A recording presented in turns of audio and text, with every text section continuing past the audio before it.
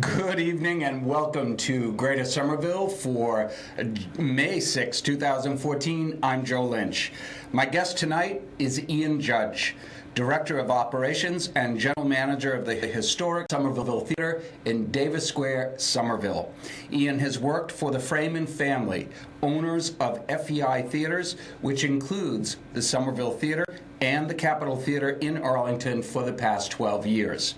A native of Davis Square in Somerville, Ian cut his theater management chops at a young age, working as an usher in the Harvard Square Theater in Cambridge and for the Lowe's theater chain. Known for his innovative and fresh approach in keeping an old theater like the Somerville relevant and interesting, he is also known for his community spirit, involvement in civic causes, and for being one of the leaders of the Davis Square Business Group. The historic Somerville Theater turns 100 this year, and under Ian's leadership has been presenting a program full of classic film showings. On May 11th, the actual opening date of the theater 100 years ago, Ian will be hosting a gala event at the theater with a special showing of the original MGM classic, The Wizard of Oz. Here to talk about the theater, the special presentations this year and in the past, and the upcoming special event on May 11th, the impresario of Davis, the wizard, and the man behind the curtain of the Davis Square Theater, Ian Judge. How did you like that intro? It was very impressive, thank you. I would come see you at the Somerville Theater with that kind of an intro. I am not the show, but I appreciate the... Thank you very much. Ian, I know you are one of the busiest folks in Davis Square these days. You've got celebrations galore. You have live acts coming into the theater. You have a movie theater to run. So thanks for coming into Greater Somerville. My pleasure. It's great to be here. We're going to talk a little bit about yourself. Okay. A movie impresario. How did you, I mean, I know you were an usher at the old Harvard Square Theater, but was it a lifelong passion? Well, oddly enough, I grew up down the street from the Somerville Theater, so even as a child, I thought it was a beautiful place, even when it was more decrepit back in the 80s. So I've always been interested in old theaters and things like that, but I didn't imagine myself doing this when I was younger, per se. I do have a degree in film. I don't know that that necessarily qualifies for me to do what I do, but it helps to love movies. It helps to love what you do when you do it. It helps you to do it well. So, Ian, considering some of the first folks to get into movies, they didn't have a movie degree. They didn't have a business degree. They didn't know the first thing about getting into that industry. So consider yourself a self-learner. Yeah. How's that? The best kind of learner, right? The best kind of learner. We're recording this today, so people are kind of going, Joe, what's the matter with the sun behind you? And because normally Greater Somerville records at 7:30, but we did this to get you in here so you can get back to work. I appreciate that. All right. 100 years, the Somerville Theater. I don't think people realize how old that theater is. Yeah, it's very easy to forget, you know. A lot of old movie theaters, we just think of them as the kind of old, but when you add up the math, it is really incredible that it's still there in the same place. And so many of them are gone. Oh, yeah. Somerville alone had a dozen at one point, I believe, and they're almost all gone. Yep. It's the only remaining theater at this point in Somerville. Certainly, yeah. Since the closing of the theaters down at Assembly Square, it's the only place you can go. Well, the new one's opening next week or this week, but we're very different. We serve different audiences. For those of us who grew up in Somerville, going to the Somerville Theater or the old Capitol, or there was another Broadway. One, the Broadway. Yeah. I think it was the Langoni family. At one time were either managing it or owned it. I'm not sure. I know that the Broadway in Somerville and Teal Square, which closed in the 60s, those were all owned by the Vianos. The Vianos, and so I'm not sure who they had running it, but the Viano family for years and years and years ran all the movie theaters around here. And years ago, there was a few years ago, there was a special at the Somerville Museum, and they were talking about the lost theaters of Somerville. And I did not realize until the gray matter started to spark. There was a theater in Ball Square as well. There was, Locatelli's Ball Square Theater. Yeah, I think the storefronts are still there, but the theater portion is long gone. Long gone, yeah. It's amazing, but, before television, that's what you did twice a week, maybe, Sure. Go out and see a double feature. Sure. I used to, my late mom used to say, in the summertime, you went to the theaters to get cool. It's still true. Because they were, I didn't, you don't put this stuff together until you hear the oral histories. Theaters were some of the first major gathering places, public gathering places, to have air conditioning. That's true. Yeah, that was a big selling point back then, and really today it kind of still is. I think that no matter how air conditioned your house is, it's nothing like going into the dark and watching a movie in the air conditioning. There you go. Let's talk a little bit about the theater itself. It was built in 1914, hence the 100-year anniversary. But it was a much larger complex when it was built. Well, the entire building, which is known as the Hobbs Building, it had the theater, which of course is still there. There was also a ballroom on the second floor called the Hobbs Crystal Ballroom. Stores on the first floor, which most are still there. And the basement had a bowling alley, a billiards hall, a cafe, and there was office space, and it was kind of an entertainment center, I suppose, when it was built. Now that really says mixed use. It really was, yeah, Right. yeah. But that it was an early time in the building of theaters just for movies, and it had vaudeville too. But you're talking about very early in the era. Most of the movie palaces we think of were built in the 20s. And this predates that, and the fact that it's still there doing that is amazing. You use the word palace. They were built as palaces for the common man. Absolutely. Yeah. Absolutely. You walked into this place and you were just awed by the ornamentation, by the velvet seats, by air conditioning. Yeah. I mean, the scale of it all is remarkable. I think to be a child, again myself, when I was a kid, that the theater was very, very run down. But even in that state, to walk in and think, this is just to see a movie, this architecture, I mean, it's special.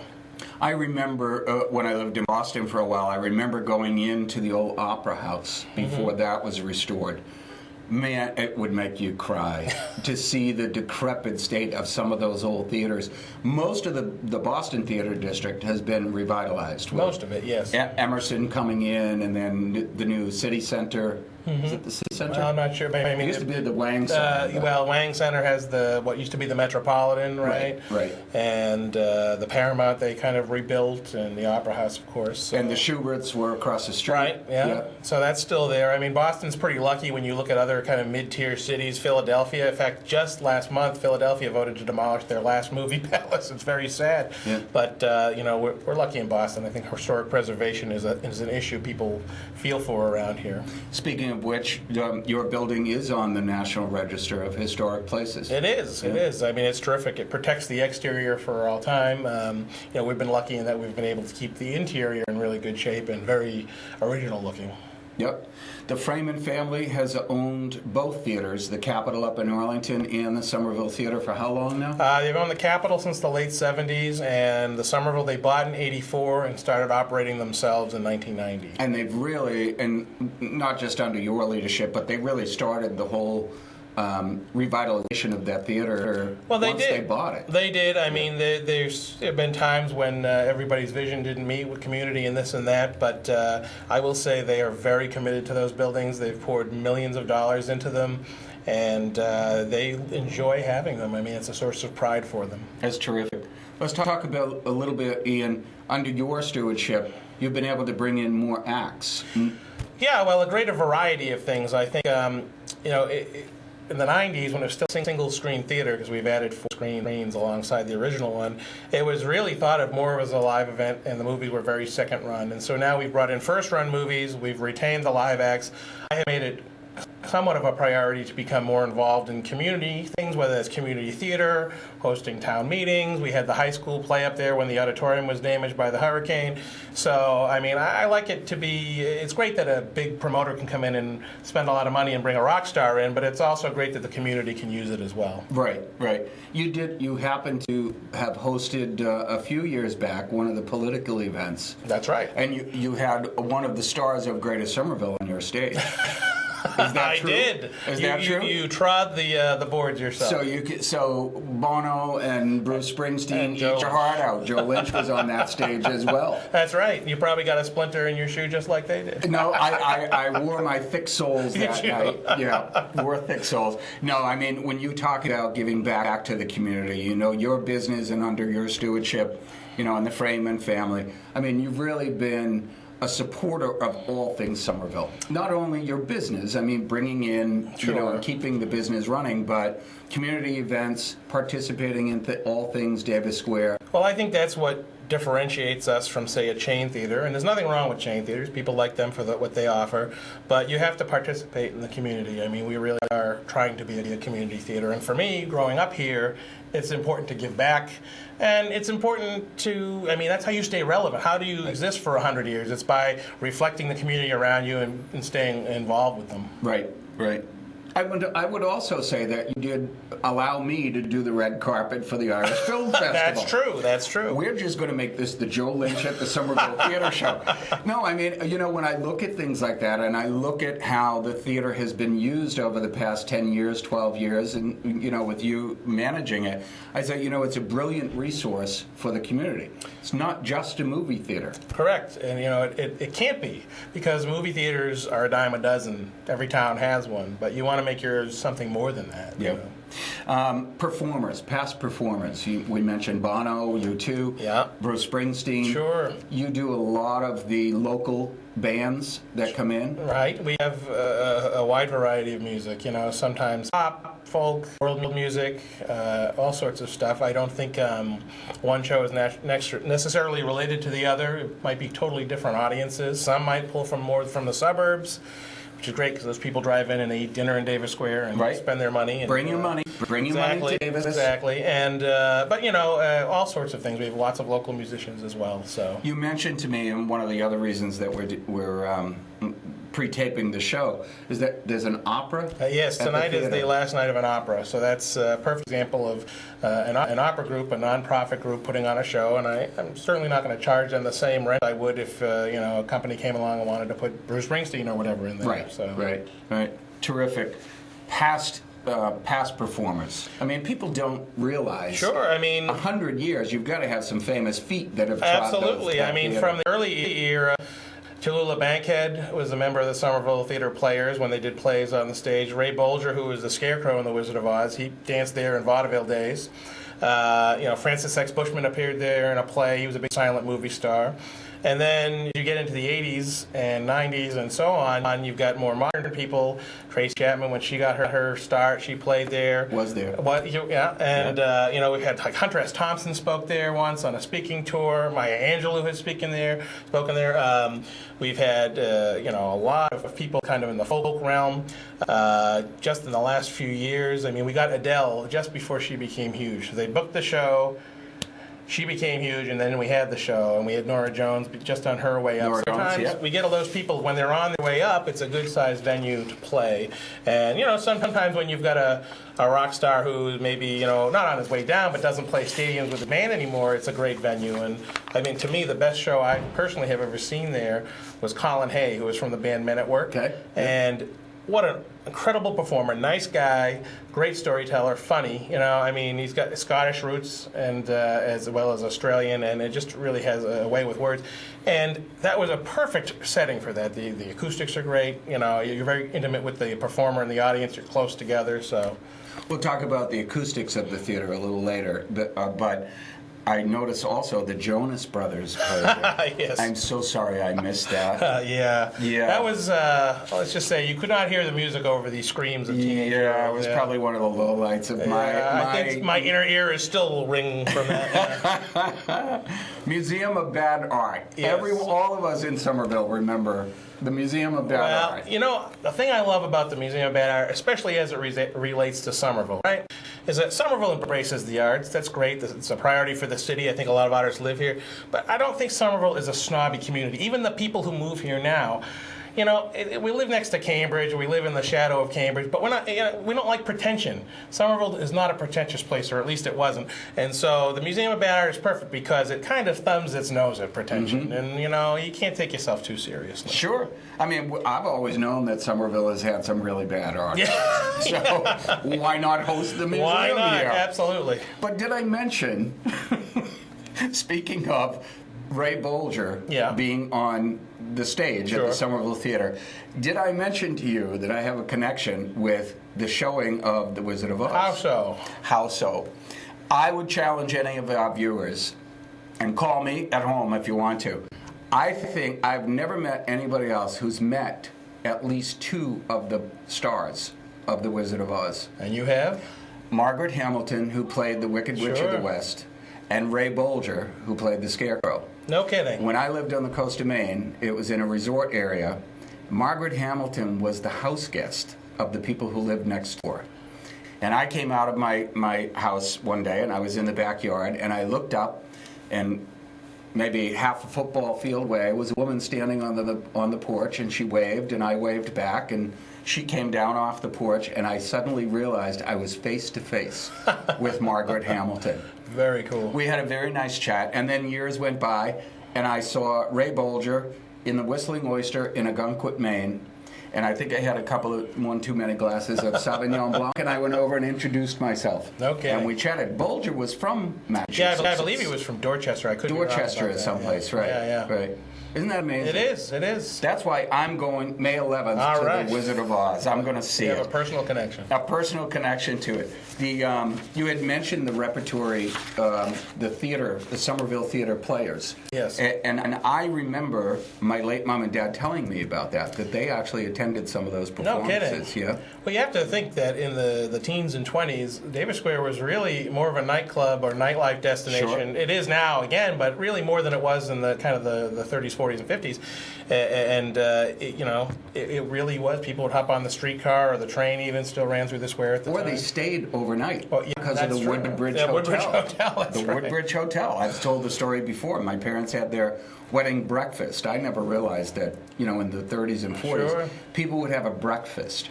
Then the reception was later on. No kidding. So you had three major events when you got married. You had the church, you had the wedding breakfast right after the church, and then Boy, yeah. that's a lot. Well, it's the Irish in. Yeah. It's the Irish in me.